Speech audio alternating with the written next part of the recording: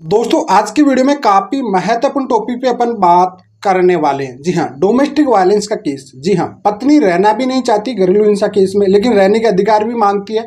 और साथ में आपको सबको पता होना चाहिए कि जो इंटरिम मेंटेनेंस होता है वो डोमेस्टिक वायलेंस केस में जल्दी बन जाता है। ये चीज आपको अच्छे से पता होनी चाहिए।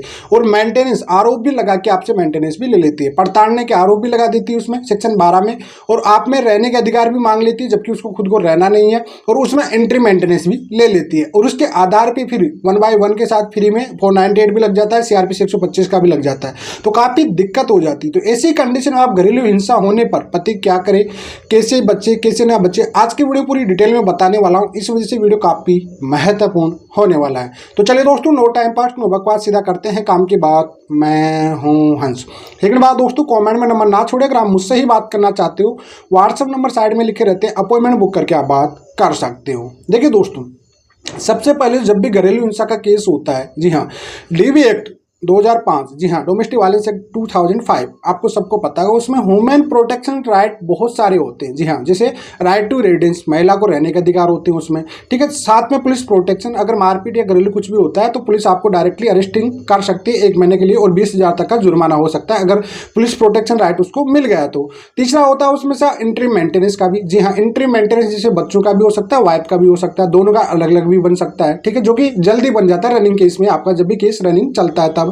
और फोर्थ हो जाता है जब भी मान लीजिए कि आप अलग से उसकी डिमांड है कि सास ससुर की वजह से, ननद की वजह से प्रॉब्लम आ रही है, तो वो पति के साथ अलग से भी रह सकती है। जी हाँ, कुल मिलाकर आपको 4-5 कई सारे जो महिलाओं के राइट होते हैं वो डीवी केस में होते हैं, मैक्सिमम टू मैक्सिमम ज्यादातर। तो ऐसी कंडीशन कई बार क्या होता है कि पत्नी खुद रहना ही नहीं चाहती है। जी हाँ, मतलब ये चीज हैरान करने वाली आती है कि साहब पत्नी सोचेगी कि साहब पूरा गिफ्टेड चीजें हैं, जैसे कहीं होता है ना कि एक के साथ एक फ्री, 498 हो गया, डीवी भी लगा दो और उसके साथ मेंटेनेंस, 3 केस होता है ये, ठीक है। तो इन केसों के साथ में पूरे केस आ जाते हैं आपके, ठीक है। आरोप एक ही सिमिलर ही होते हैं उसमें, क्यों, सबको पता है कि साहब मारपीट के और डोरी की डिमांड की आरोप लगाओगे तभी जाके मेंटेनेंस मिलेगा इस कंडीशन में। तो अब ऐसी कंडीशन में पति लोग फंस जाते हैं कि यार अब करें तो क्या करें, डीवी केस हो गया, डर भी जाते हैं। तो सबसे पहले तो आपका जो डरने का काम है डीवी केस में, घरेलू हिंसा केस में, आपके परिवार के, आपके रिश्तेदारों के, इनके सबके नाम आ रहे हैं और आपको नोटिस आ चुका है। तो पहली बात तो आपको डरना बिल्कुल भी नहीं है। पहली बात ये समझ लीजिए, सिंपल सी भाषा में, क्यों, डोमेस्टिक वायलेंस जो केस होता है उसमें किसी भी प्रकार की आपको कोई बेल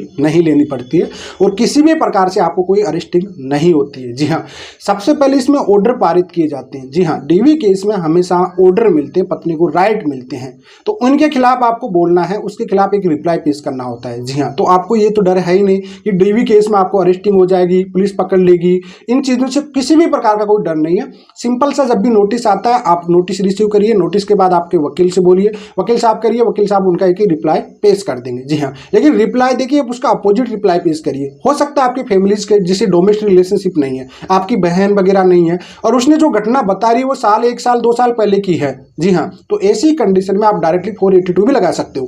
कई लोगों के माइंड में आता है कि साहब डीवी केस में क्या हम क्या 482 लगा सकते हैं, क्वेश्चन करा सकते हैं। डेफिनेटली आप करा सकते हैं, कोई दिक्कत नहीं। कई सारे जजमेंट है इसमें कि अगर आपके पास, जी हाँ, अगर आपके पास में डोमेस्टिक रिलेशनशिप था ही नहीं, जैसे फॉर एग्जांपल आपकी बहनों का नाम लिखा दिया, आपके चाचाओं के नाम लिखा दिए, जो कि जिनके बीच में कोई डोमेस्टिक रिलेशनशिप था ही नहीं, या फिर ऐसी घटना बता रही जिस समय आप पति और पत्नी दूर रहते थे, जी हाँ, माँ बाप से सबसे दूर रहते थे, या फिर वो मायके में थी उस टाइप पे। कई जजमेंट तो ऐसे भी आ रखे जिसमें 1 साल के बाद अगर डोमेस्टिक रिलेशनशिप, डोमेस्टिक का केस करती है, डोमेस्टिक वायलेंस का, तो उस पर वो क्यूसिंग माना जाएगा, खारिज कर दिया जाएगा। क्यों, वो भी एक प्री प्लानिंग होता है। जी हाँ, और कई जगह ऐसा भी होता है कि हस्बैंड सेक्शन 9 का केस कर रखा, रखना भी चाह रहा, पत्नी रहना ही नहीं चाह रही, फिर भी राइट लेना चाह रही है। इस कंडीशन में आपकी तरफ से या फिर आपकी माता जी की तरफ से, आपके परिवार की तरफ से कोई डोमेस्टिक, जैसे आपकी सास भी बहू पे डोमेस्टिक वायलेंस केस कर सकती है, तो उसमें आपकी माता जी को डोमेस्टिक वायलेंस केस रखी है या उसको घर से प्रतिबंध बाउंड करार रखी है, तो उन पे फिर केस नहीं चलेगा किसी टाइप का।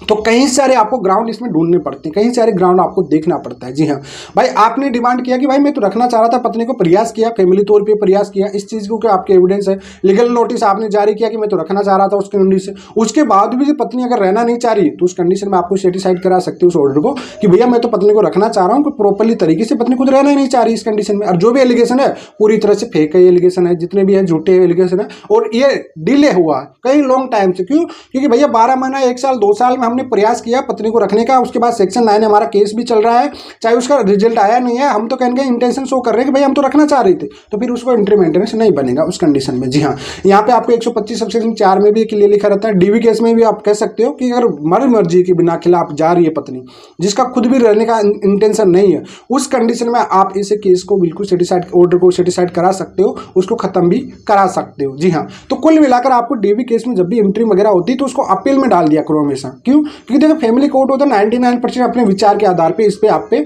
मेंटेनेंस बना ही देता है। ये बात आपको प्रैक्टिकल समझ लेना चाहिए कि डीवी केस में 99% जो फैमिली कोर्ट होते हैं, कुटुंब न्यायालय होते हैं, वहां से उनको मेंटेनेंस एलिगेशन के आधार पे ही मिल जाता है। ये आपको सबको पता है। इनकम एफिडेविट आपको देना पड़ेगा। अगर वाइफ भी इनकम कमा रही है और आपको पता है वहां पे एफिडेविट में अगर वह कह रही कि मैं कमा नहीं रही और आपको पता पड़ गया, तो 341 की, यहाँ पे 340 की सीआरपीसी की आपको वहां पे एक एप्लीकेशन पुटअप भी करा सकते हो और पनिशमेंट भी करा सकते हो। जी हाँ, रिप्लाई आपको स्ट्रॉन्ग बनाना है, लेकिन रिप्लाई में कभी भी आपको उसके कोई एविडेंस नहीं देना, क्योंकि आगे अगर आप एविडेंस बता दोगे वहां पे रिप्लाई में, तो आगे उसका वकील साहब उसका तोड़ निकाल के लेके आ जाएगा। उसका अपोजिट दे दीजिए कि नहीं ऐसा नहीं है साहब, मैं रखना चाहता था, जो भी है आपका वकील साहब दे देंगे। आगे जो आर्ग्यूमेंट आएगा वहां पे आपको उसका क्रॉस एग्जामिनेशन होगा, चीफ क्रॉस एग्जामिनेशन होगा, वहां पे जाके आपको इनके जो भी एविडेंस है आपका उसको प्रॉपर तरीके से वहां पे आपको लगाना पड़ेगा। जी हाँ, डीवी केस में सिमिलर होता है कि जैसे प्रोटेक्शन राइट मांगती है, राइट टू रेडिडेंस मांगती है, उस कंडीशन हो सकता है आपकी मदर की तरफ से आप पे एलिगेशन लगाया या उनकी तरफ से भी लगा रखा है। सीनियर सिटीजन है तो उनका सीनियर सिटीजन की तरफ से काउंटर केस कराइए, ठीक है, पहले से ही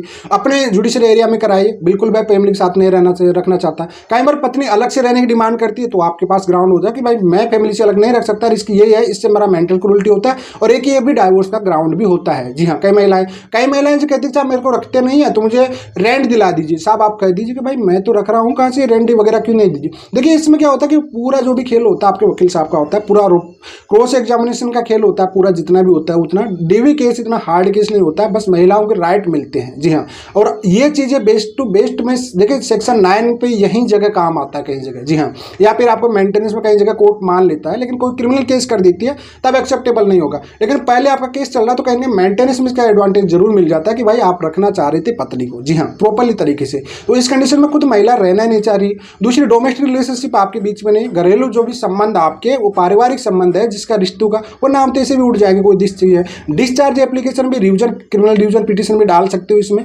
सिंपल सी बात है। बहुत तौर तरीके हैं जिसके कहते हैं तुक्का मारना। जी हाँ, आपको हर जगह अप्लाई करना पड़ेगा इसमें। क्रिमिनल रिवीजन पिटीशन डाल दीजिए, अपील डाल दीजिए, डिस्चार्ज डाल दीजिए, क्यूसिंग में डाल दीजिए, जहां भी परफेक्ट सॉल्यूशन मिले वहां पे डाल दीजिए। सिंपल सी बात है। आपके माता पिता की तरफ से मार दीजिए। आपने फुल फाइनली सोच लिया कि अब रखना ही नहीं है, तो फिर आपके इस पे उतर जाइए पूरी तरह से। फिर आपको नहीं सोचना कि अब क्या करना क्या नहीं करना, क्योंकि डीवी केस में वो राइट ले लेगी, मान लीजिए उसको राइट टू रेजिडेंस मिल गया, आपके घर में आके वही आपको तबाह कर देगी। ये बात आप प्रैक्टिकल समझ लेना। जी हाँ, आपके घर में आके आपको खुद को घर से बाहर होना पड़ेगा, फिर आपको स्टे ऑर्डर ले लेगी आपके घर पे, वो भी दिक्कत क्रिएट हो जाएगी आपको। तो वहां पे कहीं ना कहीं से आप बुरी तरह से फंस जाओगे। तो इस तरह से इसका रिप्लाई पेश करने का तरीका होना चाहिए, अच्छे से उसका रिप्लाई पेश करिए। तो इस कंडीशन में उम्मीद करता हूँ आपको समझ में आ गया होगा। अगर फिर कोई डाउट रहता है कमेंट में पूछ लीजिए। फिलहाल आज के इतना ही। जय हिंद, वंदे मातरम।